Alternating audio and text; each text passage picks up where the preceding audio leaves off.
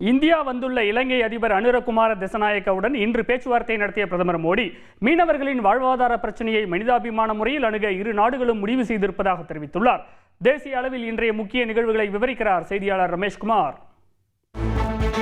நாடாளுமன்றத்தில் ஒரே நாடு ஒரே தேர்தல் மசோதா இன்று தாக்கல் செய்யப்படுவதாக அறிவிக்கப்பட்ட சூழலில் இந்த வார இறுதியில் தாக்கல் செய்ய மத்திய அரசு திட்டமிட்டுள்ளதாக தகவல் வெளியாகியுள்ளது. அதே சமயம் ஒரே நாடு ஒரே தேர்தல் முறை இந்தியாவின் ஜனநாயகத்தை கொன்றுவிடும் என இன்று கண்டனம் தெரிவித்துள்ள முதலமைச்சர் ஸ்டாலின் இதற்கு எதிராக ஜனநாயக சக்திகள் ஒன்றுபட்டு போராட வேண்டும் என அழைப்பு விடுத்துள்ளார்.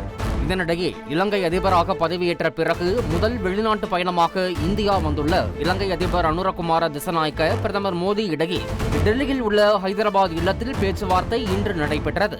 தொடர்ந்து செய்தியாளர்களை சந்தித்த இலங்கை அதிபர் அனுரகுமார திசநாயக்க மீனவர்கள் பிரச்சினைக்கு நீடித்த மற்றும் நிலையான தீர்வை காண விரும்புவதாக தெரிவித்தார். மீனவர் பிரச்சினைக்கு நீடித்த மற்றும் நிலையான தீர்வை காண நாங்கள் விரும்புகிறோம். அடிமட்ட இழுவை மீன்பிடி முறைகளுக்கு முற்றுப்புள்ளி வைக்கப்பட வேண்டும். அது மீன்பிடி தொழிலுக்கு அழிவை உண்டாக்கும். மீனவர்களின் வாழ்வாதார பிரச்சனையை மனிதாபிமான முறையில் அணுக முடிவெடுக்கப்பட்டிருப்பதாக பிரதமர் மோடி கூறியுள்ளார். மீனவர்களோட வாழ்வாதார பிரச்சனையை மனிதாபிமான அணுகுமுறையோட முன்னோக்கி செல்லணும்னு நாங்க ஒப்புக்கொண்டோம்.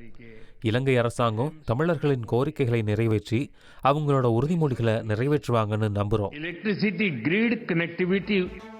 ராமேஸ்வரம் தலைமன்னார் இடையில் விரைவில் படகு போக்குவரத்து தொடங்கப்படும் எனவும் பிரதமர் மோடி இன்று அறிவித்துள்ளார்.